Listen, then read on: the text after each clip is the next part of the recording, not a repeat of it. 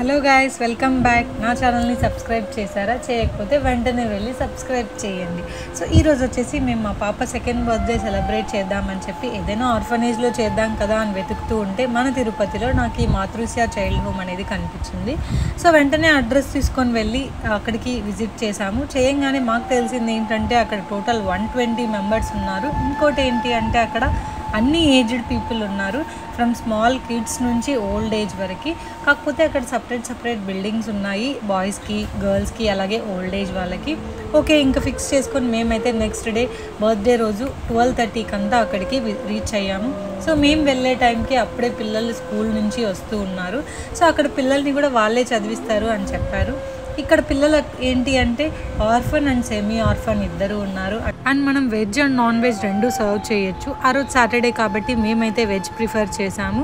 And just మనం 7,000 pay చేస్తే చాలు, వాళ్ళే కుక్ చేసి ఆ టైంకి మనం వెళ్తే సరిపోతుంది. మేమైతే లంచ్ టైంకి వెళ్ళి కేక్ కట్ చేయించి కాసేపు ఫుడ్ సర్వ్ చేసి వచ్చాము. సో ఫుడ్ సర్వ్ చేస్తూ ఉంటే కూడా అందరూ థ్యాంక్ యూ మేడం అని చెప్తూ ఉంటే చాలా హ్యాపీగా అనిపించింది. ఏదో తెలియని హ్యాపీ ఫీలింగ్ లాగా అనిపించింది. సో ఏం లేదు, మనం ఎంతో మనీ వేస్ట్ చేస్తూ ఉంటాం పార్టీ హాల్స్ అని, సెలబ్రేషన్స్ అవి ఇవి అని చెప్పి.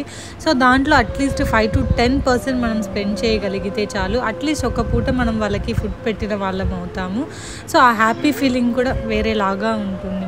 మనకు అన్నీ ఉన్నా కూడా ఏదో లేదు అని ఫీల్ అవుతూ ఉంటాము. బట్ వాళ్ళు ఏమీ లేకపోయినా కూడా చాలా హ్యాపీగా ఉన్న దాంట్లోనే అందరూ కలిసి స్పెండ్ చేస్తూ ఉన్నారు.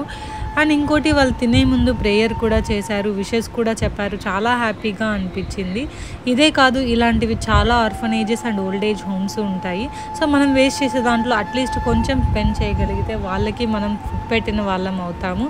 అండ్ మనకి కూడా హ్యాపీ ఫీలింగే ఉంటుంది అలా చేసినందుకు. ఫైనల్గా నేను చెప్పేది ఏంటి అంటే, serving to the poor is serving to the god, అంతేగా.